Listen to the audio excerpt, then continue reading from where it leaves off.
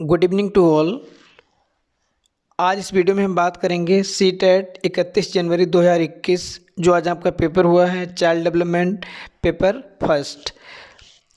यहाँ पर जो आज चाइल्ड डेवलपमेंट वाला पोर्शन है आपका बहुत ज़्यादा इजी आया है। यहाँ पर आप बहुत अच्छे नंबर गेन करेंगे क्योंकि यहाँ पर जो पेपर है आपका पिछले वर्षों की तुलना में यहाँ जो प्रश्न आए हैं बहुत ज़्यादा इजी हैं और होप आपने अच्छे से अटेम्प्ट किए होंगे और यहाँ पर आप 28 मैक्सिमम नंबर गेन करेंगे। बाकी क्वेश्चन तो आपके सब अच्छे थे, कैसे आपने अटेम्प्ट किया चलिए हम बात करते हैं।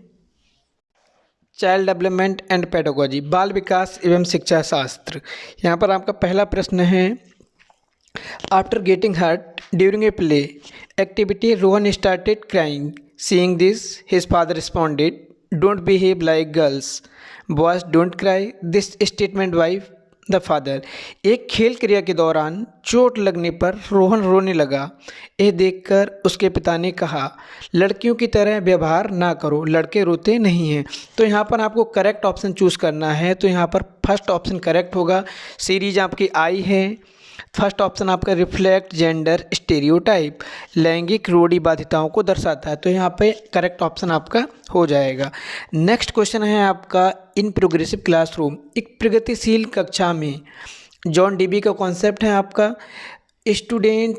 यहाँ पर आपका थर्ड ऑप्शन करेक्ट हो जाएगा। Ample opportunities should be provided for construction of knowledge, ज्ञान की संरचना के लिए प्रचुर मौके प्रदान करने चाहिए।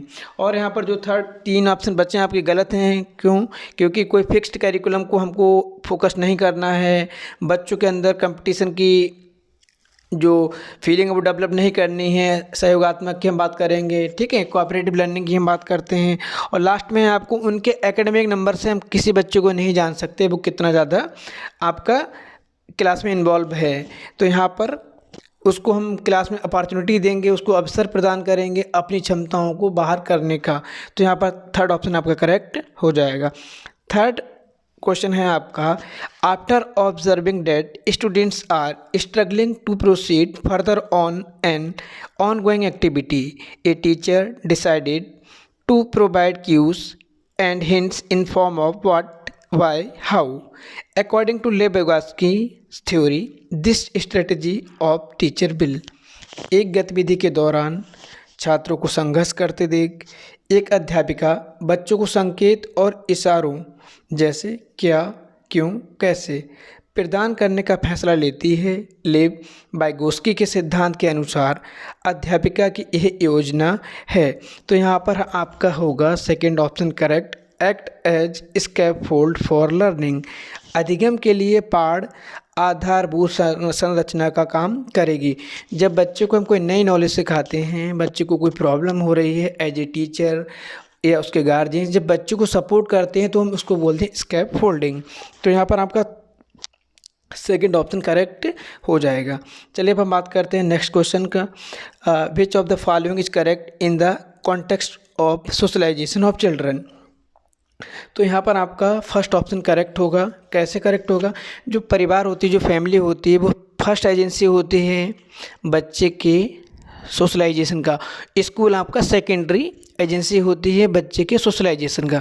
तो यहाँ पर फर्स्ट ऑप्शन करेक्ट होगा आपका। School is a secondary socialization agent and family is a primary socialization agent.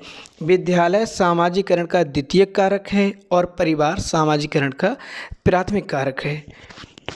इसके बाद नेक्स्ट क्वेश्चन आपका फिफ्थ नंबर क्वेश्चन, यहाँ पर हम बात करते हैं हार्वर्ड गार्डनर का जो इंटेलिजेंस का सिद्धांत है आपका, theory of multiple intelligence emphasis that, बहुबुद्धि का सिद्धांत जोर देता है। तो यहाँ पर आपका थर्ड ऑप्शन करेक्ट होगा। There are several form of intelligence, बुद्धिमत्ता की विभिन्न दशाएं हैं। तो यहाँ पर थर्ड ऑप्शन आपका करेक्ट हो जाएगा। अगला है आपका, according to Lawrence Kohlberg's theory, performing an act and doing something because others approves it represents stage of morality. Lawrence Kohlberg के सिद्धांत के अनुसार किसी कार्य को इसलिए करना क्योंकि इसे दूसरे स्वीकृति देते हैं नैतिक विकास के चरण को दर्शाता है। तो यहाँ पर आपका हो जाएगा कन्वेंशनल, ठीक है, प्रथागत। यहाँ पर सेकंड ऑप्शन आपका करेक्ट होगा। नेक्स्ट क्वेश्चन में हम बात करते हैं लेबोगास्की का ही है, social cultural perspective of learning emphasise importance of in the learning process. Lev Vygotsky का सामाजिक सांस्कृतिक परिप्रेक्ष्य अधिगम प्रक्रिया में के महत्व पर जोर देता है। तो यहाँ पर हो जाएगा आपका कल्चरल टूल, सांस्कृतिक उपकरणों की बात यहाँ पर लेबोगास्की ने की है। तो यहाँ पर आपका फर्स्ट ऑप्शन करेक्ट होगा।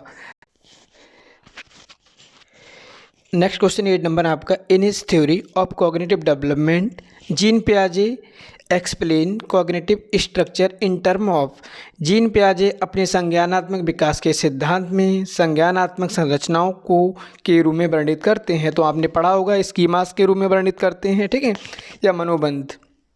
Next question 9 number, pre operational stage in Jean Piaget's theory of cognitive development characterise. Jean पियाजे के संज्ञानात्मक विकास के सिद्धांत में पूर्व संक्रियात्मक अवस्था में विकास का गुण क्या होता है। तो यहाँ पर हम बात करते हैं पूर्व संक्रियात्मक, जो आपकी कौन सी स्टेज है, सेकंड स्टेज। पहली आपकी सेंसरी मोटर स्टेज, दूसरी आपकी प्री ऑपरेशनल, तीसरी आपकी कॉन्क्रीट, चौथी आपकी फॉर्मल ऑपरेशनल स्टेज।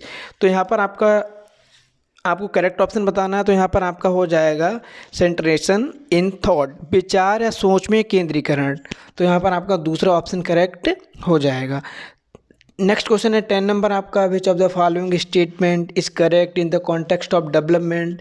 विकास के संदर्भ में निम्न में से कौन सा कथन सही है। तो यहाँ पर आपका हो जाएगा fourth option correct, development is multi dimensional.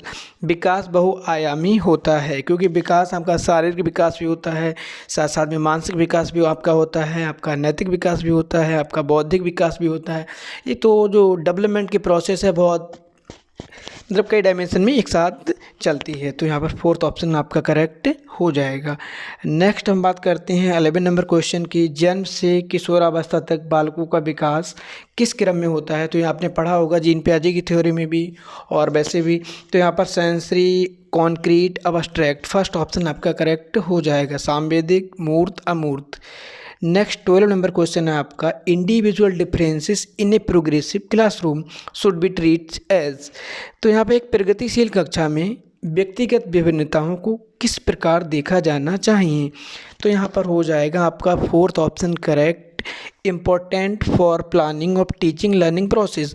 अध्ययन अधिगम प्रक्रिया की परियोजना के लिए महत्वपूर्ण है। यहाँ पर हम पहले से ही प्री प्लान करेंगे किस तरह से हमको जो हमारे इंडिविजुअल डिफरेंसेस वाले बच्चे होंगे किस तरह से उनको हम मैनेज करेंगे, क्या हमारी टेक्निक्स रहेंगी, क्या हमारी रणनीति रहेंगी। तो यहाँ पर हम डिस्कस करके चलते हैं। फोर्थ ऑप्शन करेक्ट है आपका।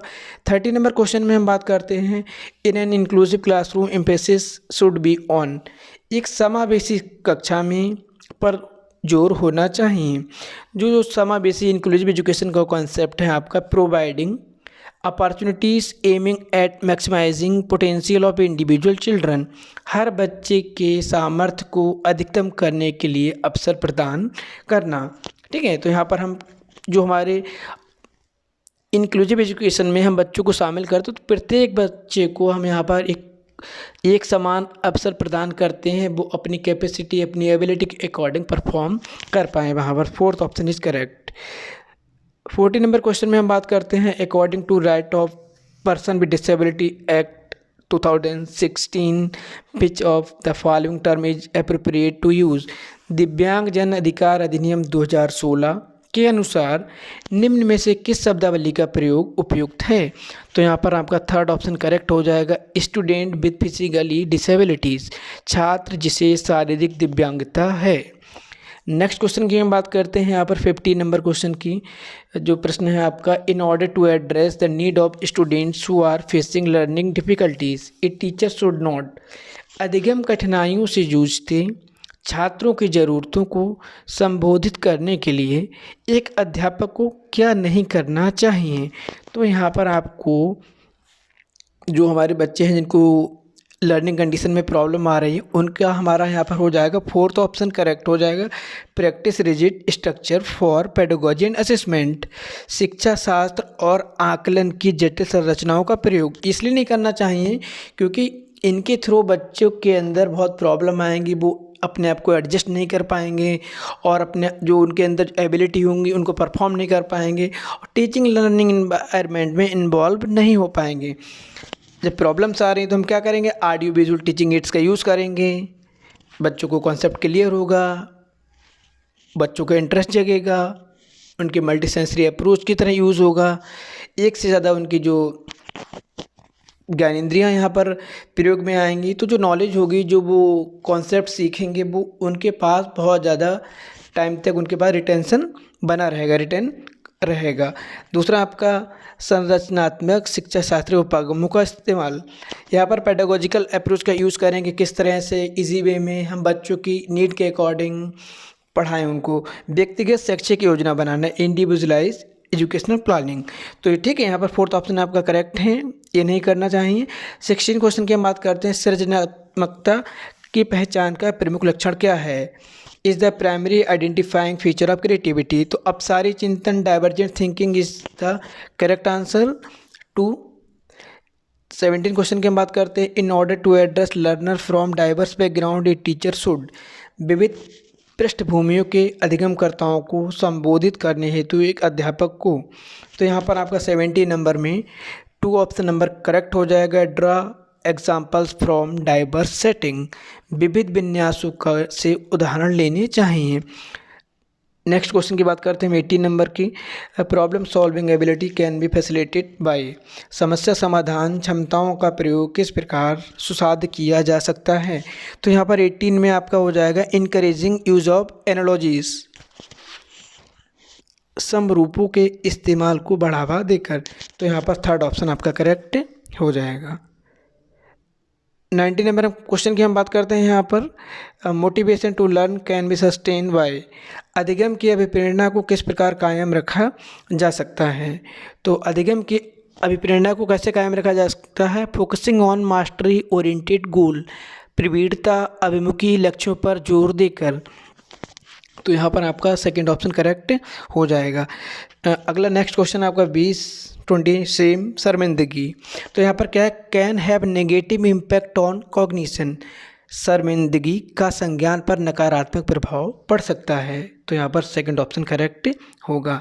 Which of the following is the most effective model of teaching learning, शिक्षण का सबसे प्रभावशाली माध्यम कौन सा है, तो यहाँ पर 21 में सेकंड ऑप्शन करेक्ट हो जाएगा आपका। Exploration of relationship between concept, संकल्पनाओं के बीच में संबंध खोजना, second option is correct. 22 number की हम बात करते हैं, यहाँ पर a teacher should analyse the various error made by students on a given task because, एक अध्यापिका को दिए गए किसी कार्यकलाप में छात्र को विभिन्न त्रुटियों का विश्लेषण करना चाहिए क्योंकि, 22 का यहाँ पर 2 ऑप्शन करेक्ट हो जाएगा। Understanding of error are meaningful in the teaching learning process, त्रुटियों की समझ अध्यापन अधिगम प्रक्रिया के लिए अर्थपूर्ण है, क्योंकि यहाँ पर आपके जो बच्चे त्रुटि कर रहे होंगे क्लास में, तो आप जब उन बच्चों की त्रुटि है, उनके एरर को समझेंगे, किस जगह पर वो एरर कर रहे हैं, तो उनके लिए आप वहाँ पर ट्रीटमेंट देंगे, उनके रेमेडियल क्लासेस की आप व्यवस्था करेंगे, उनके कॉन्सेप्ट को क्लियर करने की कोशिश करेंगे, तो यहाँ पर सेकेंड ऑप्शन आपका करेक्ट होगा।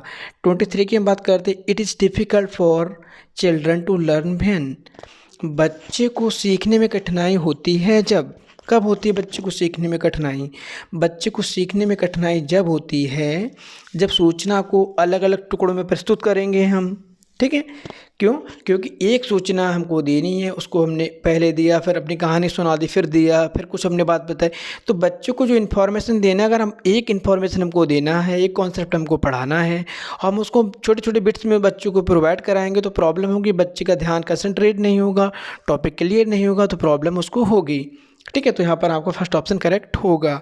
और अगर आप बच्चे अंदर से मोटिवेट होंगे तो प्रॉब्लम नहीं होगी। जब बच्चे अंदर से अभिप्रेरित होंगे तब उनको सीखने में कोई प्रॉब्लम नहीं होगी। अधिगम सामाजिक संदर्भ में हो, बच्चों के सामने जो सोशल उनका लोकल इन्वायरमेंट को हम फेस करेंगे तो बच्चों को सीखने में कोई प्रॉब्लम नहीं होगी।